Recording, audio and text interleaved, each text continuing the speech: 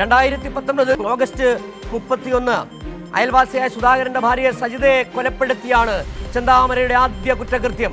ഈ കേസിൽ ജാമ്യത്തിലിറങ്ങിയ ശേഷമാണ് ഇരട്ട കൊലപാതകം നടത്തിയത്. അത് 2025 ജനുവരി 27 സജിതയുടെ ഭർത്താവ് സുധാകരന്റെ അമ്മ ലക്ഷ്മിയെയുമാണ് ചെന്താമര വീട്ടിൽ കയറി കൊലപ്പെടുത്തിയത്. കൊടുവാൾ ഉപയോഗിച്ചാണ് വെട്ടിക്കൊലപ്പെടുത്തിയത്.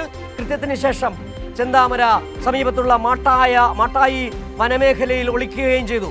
ജനുവരി 28, 29 2 ദിവസങ്ങളിലായ നീണ്ട തെരച്ചിലിനൊടുവിലാണ് മാട്ടായി വനമേഖലയിൽ നിന്ന് ചെന്താമരയെ പിടികൂടുകയും ചെയ്തത്. സന്തോഷ് സർലിംഗ് ചേരുന്നുണ്ട്. സന്തോഷം, എന്താണ് അഡീഷണൽ സെഷൻസ് കോടതിയുടെ ഉത്തരവിന്റെ കൂടുതൽ വിശദാംശങ്ങൾ? കോടതി ഇപ്പോൾ ആദ്യഘട്ടത്തിലുള്ള വിധിന്യായം വായിച്ചു. പ്രതി കുറ്റക്കാരനാണെന്ന് വിധിച്ചിരിക്കുന്നു. പാലക്കാട് അഡീഷണൽ ജില്ലാ സെഷൻ കോടതിയാണ് പറഞ്ഞിരിക്കുന്നത്. അതിനുശേഷം കോടതി ഇപ്പോൾ അടുത്ത ഘട്ടത്തിലേക്ക്, അതായത് വിധിയുടെ പ്രസക്ത ഭാഗങ്ങൾ മാത്രമാണ്, ഏറ്റവും അവസാനത്തെ ഭാഗങ്ങൾ മാത്രമാണ് ഇപ്പോൾ കോടതി വായിച്ചിരിക്കുന്നത്. ഈ കുറ്റക്കാരനാണെന്ന് വിധിക്കുന്ന ഈ സമയത്ത് പ്രതിയെ ചെന്താമരക്ഷൻ കൂടാതെ നേരത്തെ പ്രതി വെട്ടിക്കൊന്നു കഴിഞ്ഞ സജിത, സുധാകരൻ ദമ്പതികളുടെ 2 മക്കൾ തുടങ്ങിയവരൊക്കെ കോടതി മുറിയിൽ ഉണ്ടായിരുന്നു. ഈ കേസിൽ ഇനി ഇപ്പോൾ ഉള്ളത് പ്രതിക്ക് എന്തെങ്കിലും പറയാനുണ്ടോ എന്നാണ് ഇനി കോടതി ചോദിക്കുക. എന്തായാലും കോടതി അതിന്റെ വിശദാംശങ്ങളിലേക്ക് കടക്കുകയാണ്.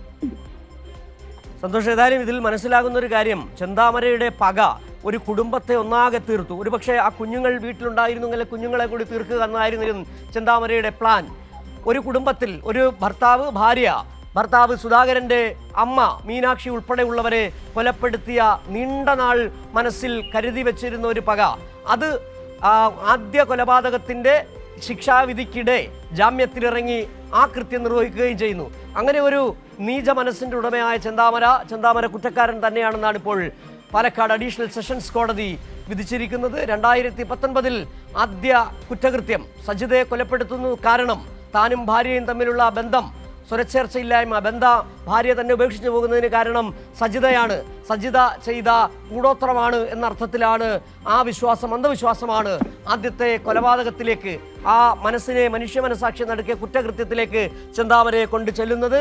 അതിനുശേഷം 2025 പരോളിൽ ഇറങ്ങിയ ചെന്താമര ഈ സജിതയുടെ ഭർത്താവ് സുധാകരന്റെ മാതാവ് മീനാക്ഷിയെയും വീട്ടിലെത്തി കൊടുവാൾ കൊണ്ട് വെട്ടിക്കൊലപ്പെടുത്തുകയായിരുന്നു. പിന്നീട് സമീപത്തുള്ള മാട്ടായി വനമേഖലയിലേക്ക് ഒളിച്ച ചെന്താമരയെ പോലീസ് 2 ദിവസം നീണ്ട തെരച്ചിലിനൊടുവിലാണ് പിടികൂടുകയും ചെയ്യുന്നത്. യാതൊരു തരത്തിലുള്ള മനസ്താപവും ഇല്ലാതെ കൊലപ്പെടുത്തിയ താനാണെന്ന് പറഞ്ഞ ചെന്താമരയെ നടുക്കത്തോടു കൂടിയാണ് അന്ന് കേരള സമൂഹം കാണുകയും ചെയ്തത്. ഏതായാലും ഇപ്പോൾ കോടതിയുടെ പാലക്കാട് അഡീഷണൽ സെഷൻസ് കോടതിയുടെ വിധി വന്നിരിക്കുന്നു.